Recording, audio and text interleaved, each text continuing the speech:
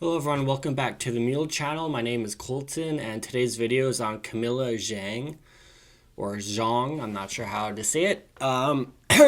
She is the comics lead at Kickstarter, or at least she was. We're going to go back to interview on January 29th, and then we'll go to a current day article. So this was a puff piece by this website, ICV2. I'm not really familiar with the website, but this is a complete puff piece on this woman, Camilla Zhang. Who is she? She is Kickstarter's comics outreach lead. On the occasion of Kickstarter announcing plans to release a comics anthology, blah, blah, blah. This is part one of the interview. She is the comics outreach lead. That is, that's SJW speak for... we don't like conservatives, we don't like Republicans, we don't like anyone who has a different opinion than us, and I'm going to keep you safe. I am the safe space leader, Camilla Zhang. So who is Camilla Zhang? Well, she, for the last 2 years on Kickstarter, on the comics page, she has gatekeeped who can be accepted on the page and who can't, and it has nothing to do with what your book is about. It has to do with the creator.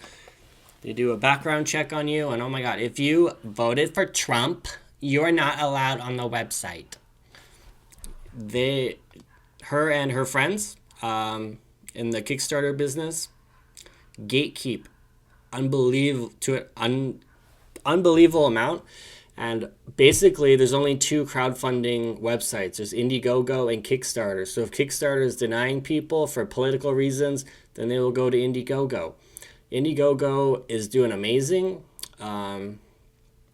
They're way more successful than Kickstarter as it relates to comic books because of this woman, which is why they let her go. And we'll get to the article in a second. This is a complete puff piece. I mean, the third question, why is Kickstarter so appealing for diverse creators and their fans? If the first thing you think about in comic books, which is a luxury brand, that it's a luxury. Nobody has to buy comic books.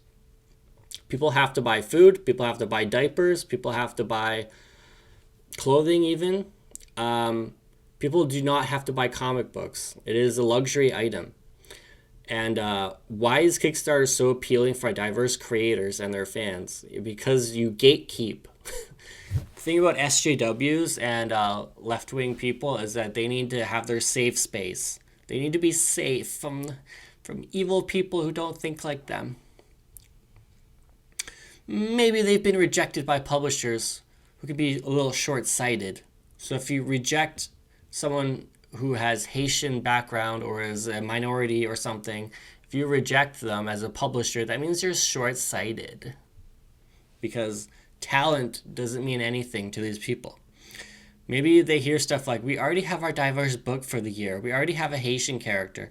When I was pitching my own graphic novel to a publisher, I got a very nice rejection saying they already had a genderqueer shapeshifter. It's not a zero-sum game. There are all kinds of stories that want to be told. This is very interesting because she says, when I pitched my own graphic novel to a publisher, I got a very nice rejection saying they already had a genderqueer shapeshifter.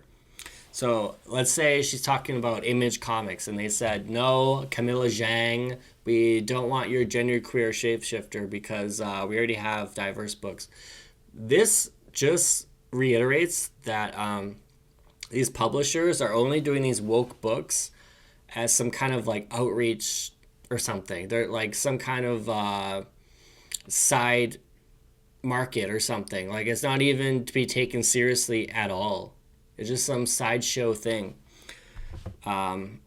Big publishers think diversity is a market trend. It isn't a checkbox that shouldn't be seen that way. I think marginalized creators come to Kickstarter to have complete autonomy over their projects. They want to see it made regardless. They come to Kickstarter to do that.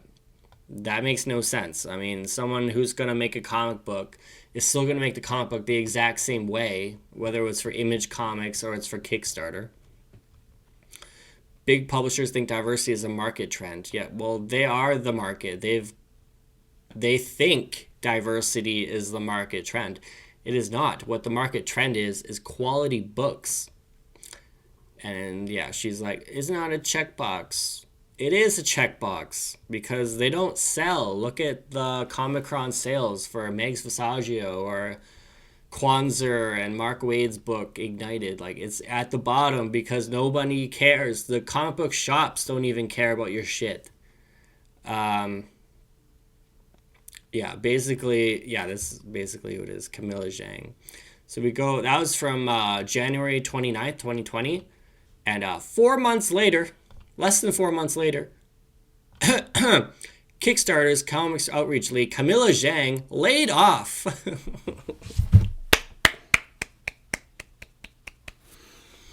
Yeah, exactly. Because, oh boy, because she has gatekeeped on a website that has cost them hundreds of thousands of dollars in lost sales, right? And then Kickstarter gets 7% of that hundreds of thousands of dollars. If it's 100,000, that's $7,000 that doesn't exist. That could pay for people's salary for a month or whatever, or like a bulk of people's salary for a month. But no, because she has to gatekeep. She has to make all the SJWs feel safe. That's the safe platform. It's so safe at Kickstarter. Indiegogo has all the Trump supporters. Oh, they're evil. Kickstarter's Comic Outreach Lead, Camilla Zhang, has confirmed she is among the 40% of people laid off by the crowdfunding company this year. 40%. So if they had 100 employees, 40% are gone, fired. It breaks my heart to say this will be my last week at Kickstarter, Zhang announced on Twitter. May 8th marked my second year at the company, and only a day before I found out I would be among the 40% laid off. So again, this is what SJWs do. They go on Twitter and say, I've been fired. Well, actually, they'll never say they've been fired. But they go on Twitter and say, oh, tomorrow's my last day.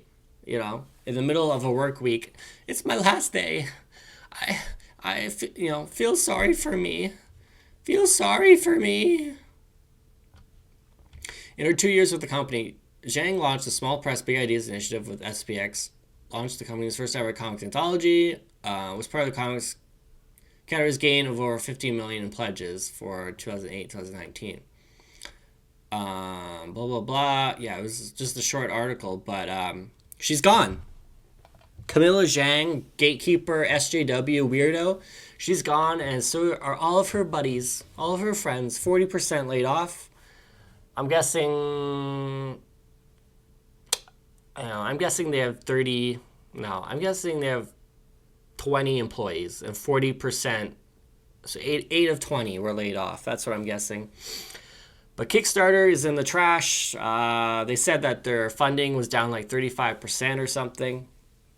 And Indiegogo is on the rise every single year because of Comicsgate, because of people like Ethan Van Sciver, your boy Zach, Dan Fraga, and everyone else in Comicsgate. We're doing amazing work on there, raising a lot of money for Indiegogo, which gets 5% of the sales. And Kickstarter is a complete fucking joke. And it's people like Camilla Zhang, gatekeeping, saying who can be on the website, who can't. And all of her idiot friends are all fired, not laid off, fired. And this is great news.